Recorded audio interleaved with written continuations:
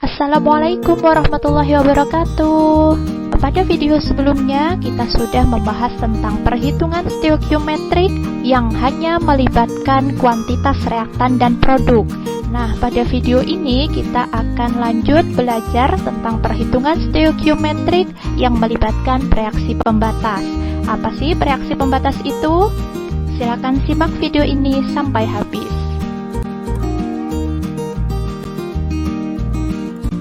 Perhatikan analogi berikut. Mula-mula disediakan 6 lembar roti dan 2 lembar keju. Untuk membentuk satu buah sandwich diperlukan 2 lembar roti dan 1 lembar keju. Nah, pada akhir reaksi ternyata kita akan mendapatkan 2 buah sandwich dan masih ada 2 lembar roti yang bersisa.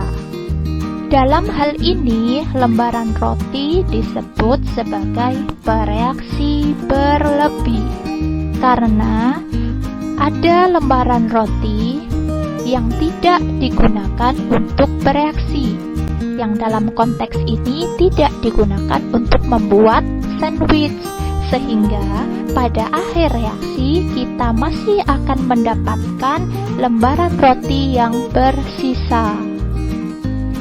Sedangkan lembaran keju inilah yang kita sebut sebagai bereaksi pembatas, yang bisa didefinisikan sebagai bereaksi atau reaktan yang akan habis bereaksi dan pada akhir reaksi tidak akan meninggalkan sisa. Mudahnya kalian bisa memahami dengan mencermati istilahnya. Bereaksi pembatas. Ada 2 kata, bereaksi dan batas. Artinya, ada bereaksi yang akan membatasi terjadinya reaksi itu berlangsung. Atau dengan kata lain, reaksi inilah yang akan menentukan kapan reaksi itu akan terhenti. Jadi ketika reaksi pembatas ini habis, maka reaksi itu pun juga pasti akan terhenti. Jumlah dari banyaknya produk yang dihasilkan tergantung dari banyaknya reaksi pembatas ini. Jadi pada akhir reaksi, dia akan selalu habis bereaksi dan tidak akan bersisa pada akhir reaksi. Paham ya tentang reaksi pembatas?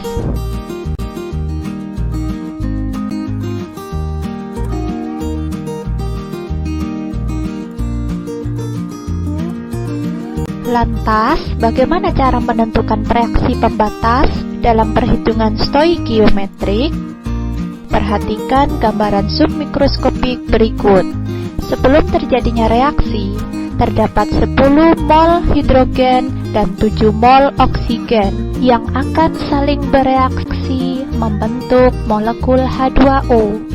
Nah, ternyata sesudah reaksi didapatkan 10 mol H2O dan 2 mol oksigen. Dalam kasus ini, siapa yang akan menjadi bereaksi berlebih? Dan siapa pula yang akan menjadi bereaksi pembatas? Ya, tepat sekali bahwa oksigenlah yang akan menjadi bereaksi berlebih. Karena pada akhir reaksi masih terdapat 2 mol oksigen yang tidak ikut bereaksi. Dengan demikian, yang menjadi bereaksi pembatas adalah hidrogen. Kalau kalian perhatikan, sekalipun jumlah mol oksigen lebih sedikit dibandingkan jumlah hidrogen yang disediakan, bukan berarti hidrogen yang akan menjadi bereaksi berlebih. Namun, yang menjadi bereaksi berlebih justru oksigen, sedangkan reaksi pembatasnya adalah hidrogen. Mengapa bisa demikian? Karena dalam perhitungan stoikiometrik, untuk menentukan reaksi pembatas ditentukan dengan cara membagi semua mol reaktan dengan koefisiennya. Lalu, reaksi yang mempunyai nilai hasil bagi terkecil merupakan reaksi pembatas. Tadi sudah diketahui bahwa terdapat 10 mol hidrogen dan oksigennya 7 mol. maka kita coba bagi dengan masing-masing koefisiennya. Untuk yang hidrogen 10/2 sama dengan 5, dan untuk oksigen 7/1 sama dengan 7. Nah, karena hasil bagi dari hidrogen jauh lebih kecil, maka hidrogenlah yang akan menjadi reaksi pembatas.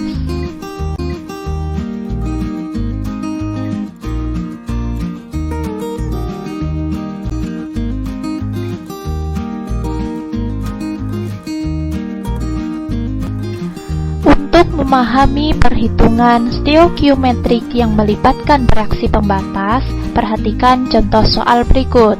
Soal 1. Sebanyak 22,4 gram gas nitrogen bereaksi dengan 4 gram gas hidrogen membentuk gas amonia. Dari reaksi tersebut, tentukan A. Siapa reaksi pembatasnya? B. Berapa mol zat reaksi yang tersisa? C. Berapa gram zat hasil reaksi yang terbentuk? Langkah yang pertama untuk melakukan perhitungan stoikiometrik adalah menuliskan persamaan reaksi setaranya. Nah, berarti di sini ada gas hidrogen plus gas hidrogen membentuk amonia. Setelah disetarakan, di sini koefisiennya 1, 3, dan 2. Yang diketahui adalah massa gas hidrogen sebanyak 22,4 gram dan gas hidrogennya adalah 4 gram. Oke, ingat untuk menentukan reaksi pembatas, maka kita perlu membagi mol semua reaktan dengan masing-masing koefisiennya. Nah, karena di sini masih diketahui massa dalam satuan gram, maka perlu kita konversi terlebih dahulu menjadi bentuk mol. Oke, jadi 22,4 gram nitrogen dibagi dengan massa molar nitrogen, yaitu 28 gram per mol, sehingga ketemu 0,8 mol nitrogen. Sedangkan 4 gram hidrogen dibagi dengan massa molarnya, yaitu 2 gram per 1 mol, sehingga ketemu 2 mol hidrogen. Nah, sekarang kita mendapatkan nitrogennya sebanyak 0,8 mol dan hidrogennya sebanyak 2 mol. Lalu kita bagi masing-masing dengan koefisiennya. 0,8 mol per 1 mol sama dengan 0,8. Untuk yang H2, 2 mol per 3 mol sama dengan 0,67. Nah, dari sini diperoleh bahwa hasil bagi untuk yang hidrogen jauh lebih kecil. Jadi, untuk pertanyaan A, yang menjadi reaksi pembatas adalah gas hidrogen. Lanjut ke soal B.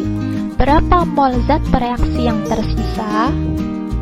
Nah, tadi di soal A sudah diketahui bahwa reaksi pembatasnya adalah gas hidrogen. Maka, yang menjadi reaksi yang tersisa adalah gas nitrogen. Nah, tapi yang ditanyakan, berapa mol zat gas nitrogen yang tersisa ini? Oke, lanjut dulu yang soal C. Berapa gram zat hasil reaksi yang terbentuk? Nah, siapa di sini yang menjadi hasil reaksi? Ya, gas amonia. Nah, yang ditanyakan adalah berapa massa dari gas amonia yang terbentuk dalam satuan gram.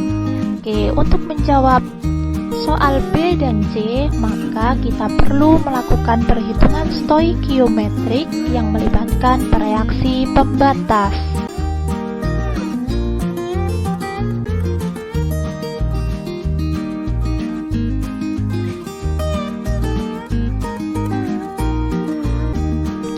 Oke, untuk yang pertama kita tuliskan dulu persamaan reaksi yang sudah setara.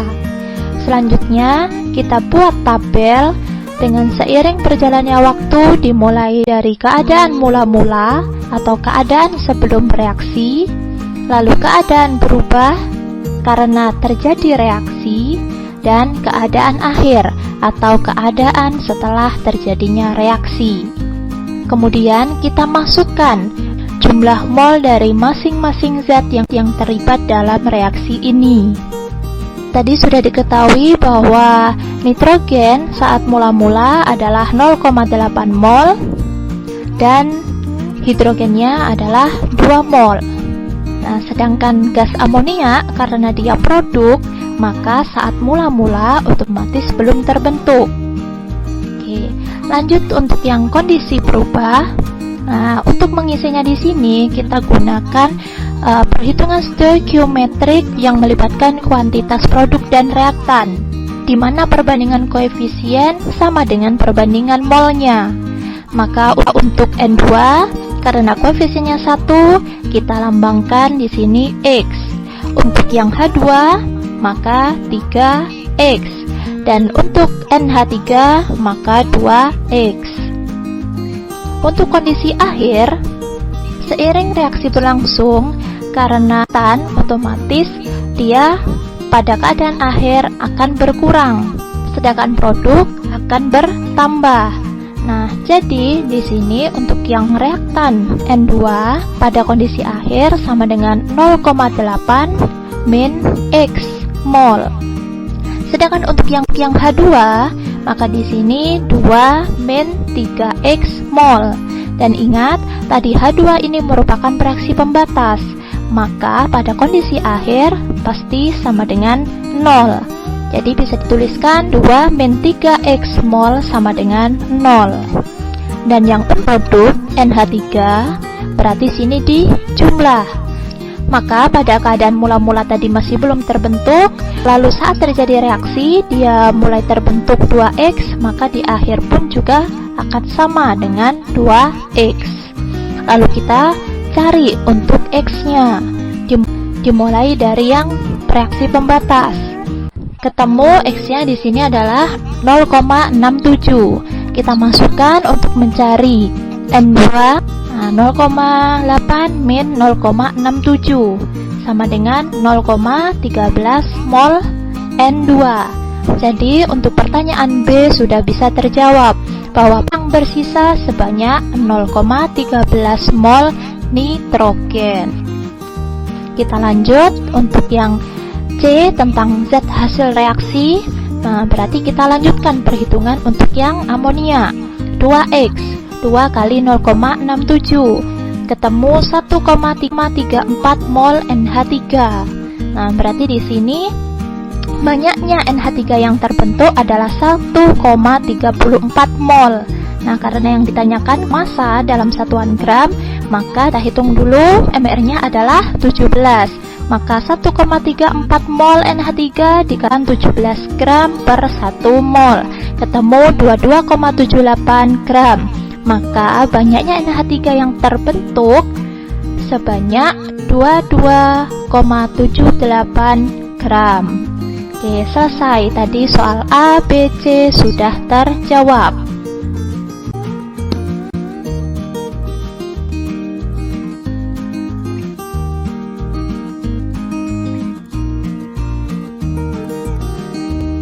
Lanjut soal 2. Kalium superoksida KO2 digunakan untuk menghasilkan gas oksigen sesuai dengan persamaan reaksi berikut.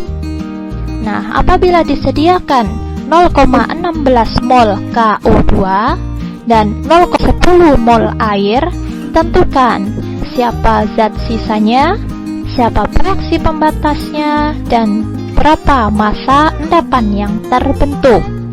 Oke, seperti tadi, karena yang ditanyakan zat sisa, reaksi pembatas, maka yang perlu kita lakukan terlebih dahulu yaitu menuliskan ulang persamaan reaksinya. Kebetulan persamaan reaksi ini sudah setara. Oke, kita masukkan ke mula-mula berubah akhir.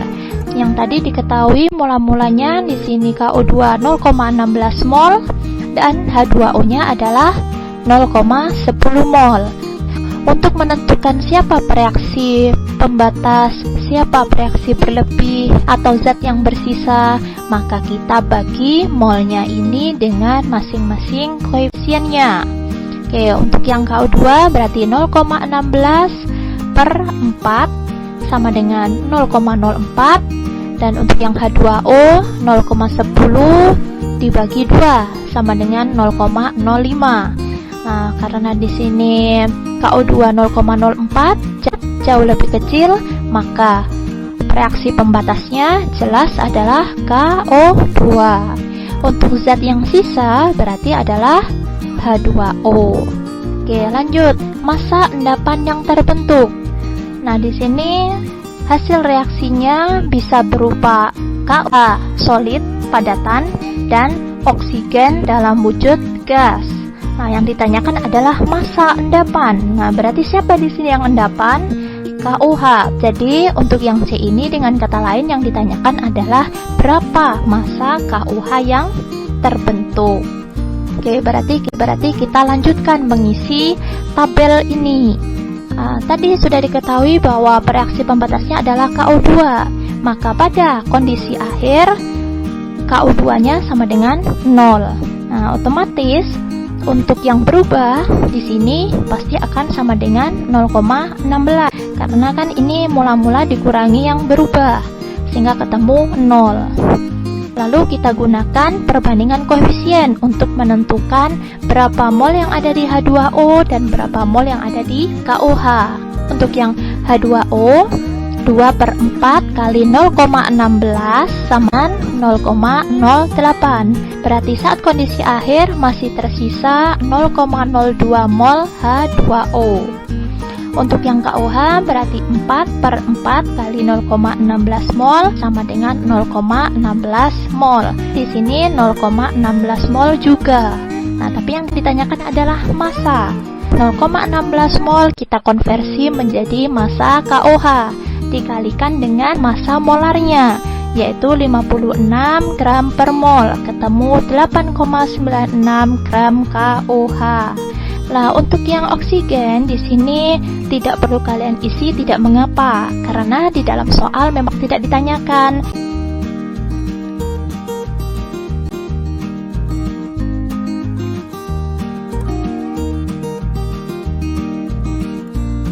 Oke, itu tadi pembahasan tentang perhitungan stoikiometrik yang melibatkan reaksi pembatas. Semoga paham. Keep calm and love chemistry. Wassalamualaikum warahmatullahi wabarakatuh.